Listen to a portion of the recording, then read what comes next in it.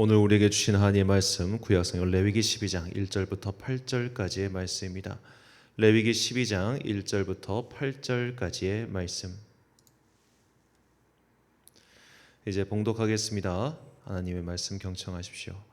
주님께서 모세에게 말씀하셨다. 이스라엘 자손에게 일러라. 여자가 임신하여 아들을 낳으면 그 여자는 이레 동안 부정하다. 마치 월경할 때와 같이 부정하다. 여드레째 되는 날에는 아이의 포피를 잘라 할례를 베풀어야 한다. 그런 다음에는 산모는 피로 더럽게 된 몸이 깨끗하게 될 때까지 산모는 33일 동안 집안에 줄곧 머물러 있어야 한다. 몸이 정결하게 되는 기간이 끝날 때까지 산모는 거룩한 물건을 하나라도 만지거나 성소에 드나들거나 해서는 안 된다. 딸을 낳으면 그 여자는 2주일 동안 월경할 때와 같이 부정하다. 피로 더럽게 된 몸이 깨끗하게 될 때까지 산모는 66일 동안을 집안에 줄곧 머물러 있어야 한다.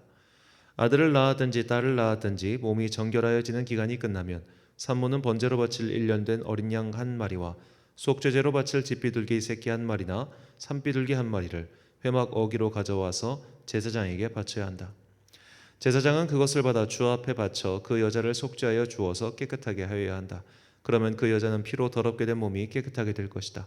이것이 바로 아들을 낳았든지 딸을 낳았든지 산모가 아이를 낳은 다음에 지켜야 할 규례이다. 그 여자가 양 한 마리를 바칠 형편이 못 되면 산비둘기 2마리나 집비둘기 새끼 2마리를 가져다가 한 마리는 번제물로 한 마리는 속죄제물로 바쳐도 된다. 그리하여 제사장이 그 산모의 죄를 속하여 주면 그 여자는 정결하게 될 것이다. 아멘. 만드신 분을 믿어라란 제목으로 하나님의 말씀 선포하겠습니다. 제가 예전에 읽었던 어떤 그 정보에 따르면 여성은 남성에 비해 이 질병의 종류가 100가지 이상 더 많다고 합니다. 왜냐하면 여성의 신체 기관 중에는 매우 중요한 남성에게는 없는 그런 기관이 있기 때문이죠. 바로 아이를 임신하는 자궁입니다. 이 자궁과 또 이제 여성의 성기는 남성과 달리 이제 되게 병균에도 되게 취약하고 연약하기 때문에 그와 관련된 그런 부인과 질병들이 남성보다 훨씬 많다는 거예요. 그러니까 여성의 기관이 더 복잡하고 또 여성이 훨씬 더 남성에 비해서 그런 병균 같은 거에 취약하기 때문에 여성 관련한 질병이 더 많다는 책에서 예전에 봤습니다. 다시 찾아보려니까 어떤 책인지 제가 정확히 잘 모르겠어요.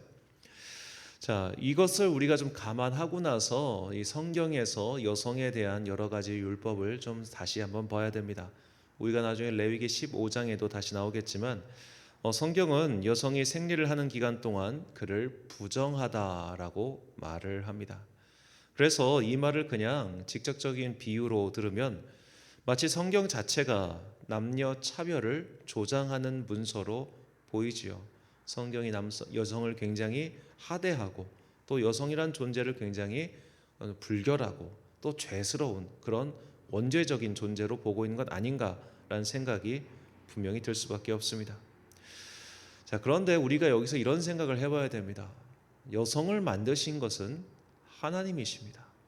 그런데 하나님께서 만드신 그 물건이라는 표현이 좀 그렇지만 하나님께서 창조하신 그 창조물을 하나님 스스로 저건 부정해라고 규정하시겠습니까? 만약 하나님께서 만드신 그것을 하나님께서 부정하다고 하신다면 그것은 하나님께서 애당초 잘못 만드신 것 아닙니까?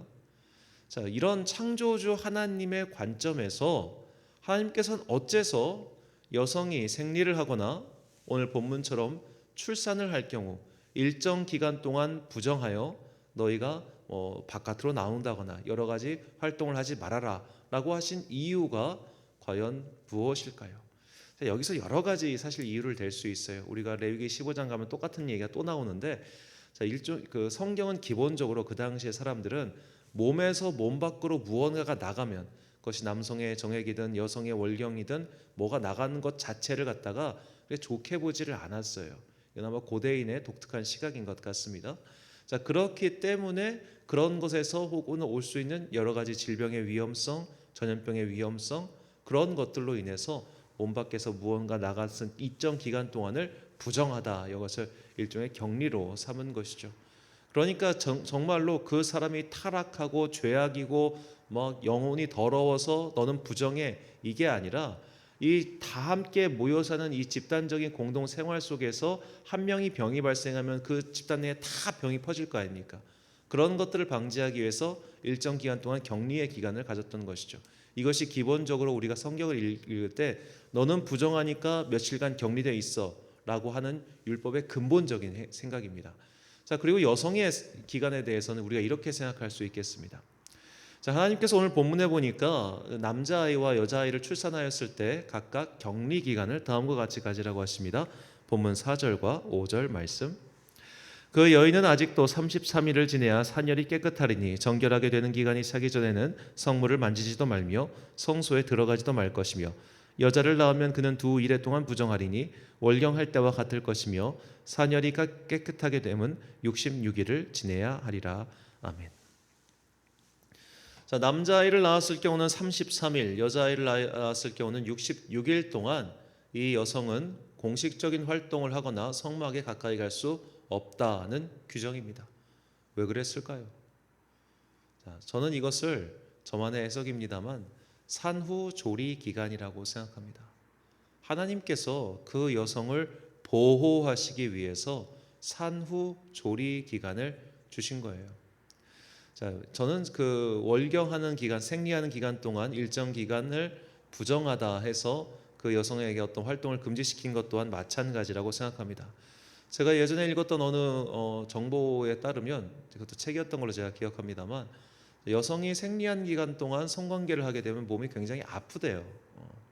그렇기 때문에 하나님께서 그 기간 동안 남성들이 여성을 만지지 못하도록 일정의 어떻게 보면 그 부정하다라고 해서 그런 보호막을 만들어 주신 것이 아닌가, 저는 그렇게 생각합니다. 어제도 말씀드렸지만 하나님께서 왜 이런 말씀을 이런 식으로밖에 이스라엘 백성에게 말을 하신 것이 아닐까. 자, 우리가 모세가 활동했던 시기가 언제냐면 단군 왕검이 태어나기 전입니다. 하늘의 아들 환웅이 이 땅에 와가지고 웅녀와 결혼해서 단군 왕검을 낳기 전 사람이 모세예요. 그러면 그 시대 사람들에게, 그 시대 사람들이 최대한 이해할 수 있는 말과 이해할 수 있는 수준의 언어를 사용할 수밖에 없었다는 그런 시대적인 한계 속에서 하나님께서 당신의 창조물들을 보호하시기 위해서 이런 식으로 글을 남기신 거라 저는 그렇게 믿고 있습니다.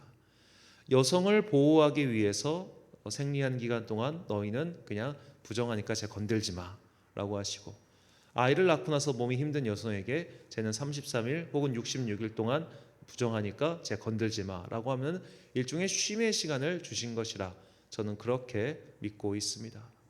자, 왜 남자아이는 33일이고 여자아이는 66일인가에 대해서는 전 솔직히 모르겠습니다.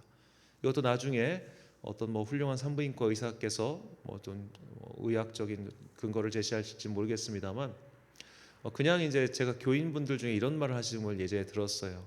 남자 아이를 임신했을 때 배와 여자 아이를 임신했을 때 배가 다르대요. 그리고 출산할 때도 다르대요. 뭘 다른지는 나중에 혹시 아시는 분들은 댓글로 남겨주시기 바랍니다. 자, 뭔가 다른 게 있겠죠. 그렇기 때문에 이제 2배의 기간을 달리 두신 거라 그렇게 생각합니다. 단순히 남존여비 사상 때문에 여자아이가 더 부정하여서 더 길게 쉬어라, 이것은 아닐 겁니다. 뭔가 다른 이유가 있겠고 그것은 의학적인 문제겠죠.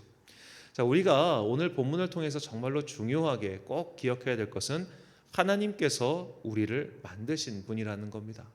하나님께서 우리를 만드셨기 때문에 모든 인간은 기본적으로 하나님의 선하고 보기 좋은 창조물이라는 겁니다. 인간뿐만 아니라 온 피조 세계가 그렇습니다. 이 피조 세계에는 창조의 순간 그 자체로 더럽거나 불결하거나 악한 것은 없습니다. 단지 인간의 죄가, 또 인간이 그것을 악하게 죄를 위해서 사용할 뿐이지요. 사람 또한 마찬가지입니다. 모든 사람에게는 하나님의 형상이 있습니다. 그 하나님의 형상이 죄로 인해 일그러진 세상을 살면서 부서지거나 깨지거나 왜곡된 거죠. 그래서 우리는 저 사람 자체가 악하고 저 사람 자체가 부정하고 저 사람 자체가 타락했다, 그런 식의 판단과 생각은 유보해야 합니다.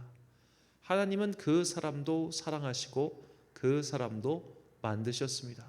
우리가 심적으로 그걸 인정하기가 매우 어렵겠지만 그것이 성경이 우리에게 가르쳐주고 있는 진실입니다. 그래서 우리는 될 수 있는 한 모든 사람과 함께 화목하며 될 수 있는 한 모든 사람을 이해하고 용서해주는 그런 넉넉한 그리스도의 사람이 되어야 합니다. 하나님께서 당신이 만드신 창조물들을 지키시기 위하여 오늘 이런 규정을 우리에게 전해주셨죠.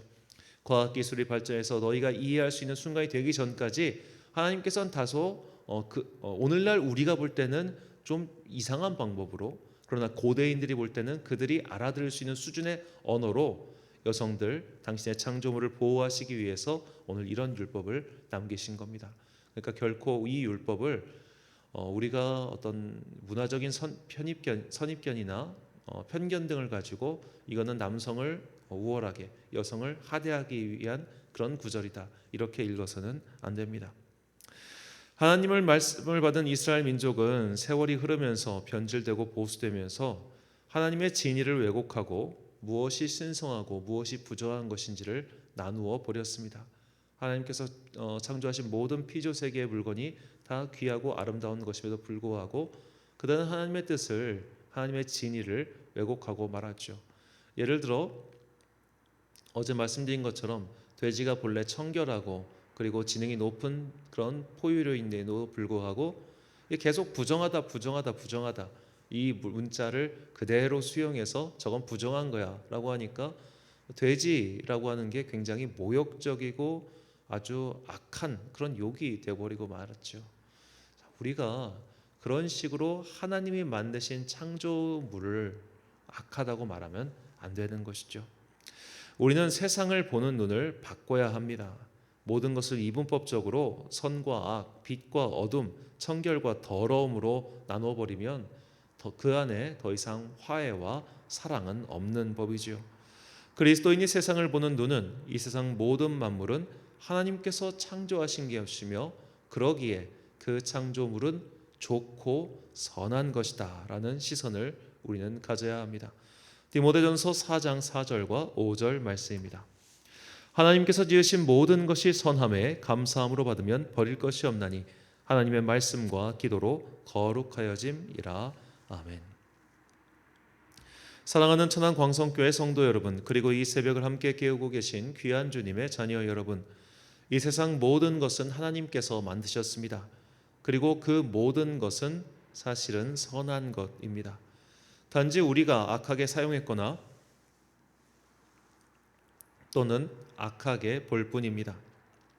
마약의 주원료로 쓰이는 양귀비는 마취제인 몰핀의 원료입니다. 독도 약이 됩니다.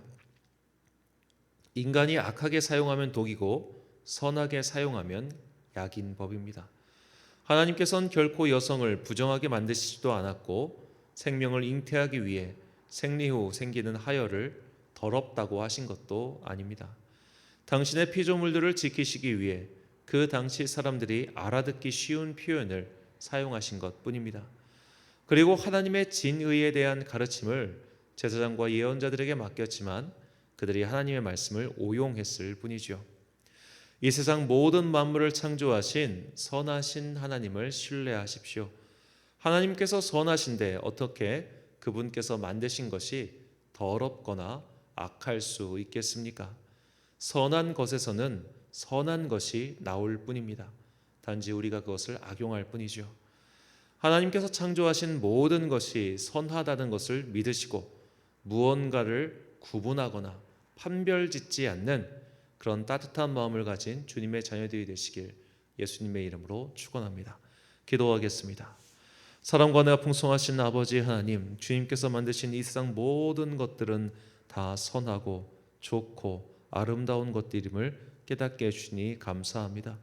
이것이 단지 여러 가지 문화적인 편견과 그리고 역사적인 배경에 따라서 우리 어느 시대에서는 이것이 나쁘고 어느 시대에서는 이것이 좋고 이런 것들을 인간의 잣대로만 나누어 왔음을 고백합니다. 주님, 그러므로 이 성경 속에 담겨있는 하나님의 그 따뜻한 시선을 우리가 깨닫게 하여 주옵소서. 주님께서는 결코 어떤 것들은 하등하고 어떤 것들은 고등하다라는 것을 나누기 위해 이 말씀을 주신 것이 아님을 우리는 알고 있습니다. 이 성경 속에 감추어져 있는 여러 가지 하나님의 뜻을 우리가 온 힘을 다해 당신의 자신의 지혜를 발휘하여 또한 주님의 도움으로 말미암아 발견하고 깨달아가는 당신의 슬기로운 자녀들 되게 하여 주옵소서. 오늘 하루의 업무를 보고 있는 모든 성도들에게 복과 은혜 내려 주옵소서. 날씨도 춥고 또 연말이라 바쁘고 여러 가지 일로 우리의 마음이 분주하여 참 답답하고 속상한 일들이 많이 일어날 줄 압니다. 주님께서 그때마다 우리에게 피할 길을 내어주시고 성도들의 가는 길을 지켜 주옵소서. 오늘 하루도 참 좋으신 우리 주님의 은총과 평강이 모든 성도들과 함께 하시길 간절히 소망하오며 이 모든 말씀 우리 구주 예수 그리스도의 이름으로 기도드립니다. 아멘. 오늘의 기도 제목입니다. 내가 가지고 있는 다른 사람이나 공동체에 대해 그런 편견이나 선입견은 무엇입니까? 이것은 스스로 깨닫기 참으로 어렵습니다. 그러니 성령님의 도움과 지혜를 구하십시오. 한쪽으로 치우친 시선은 결코 주님을 기쁘시게 할 수 없습니다. 오늘 주신 기도의 제목 가지고 기도와 묵상에 힘쓰는 하루 되시길 바랍니다. 기도하겠습니다.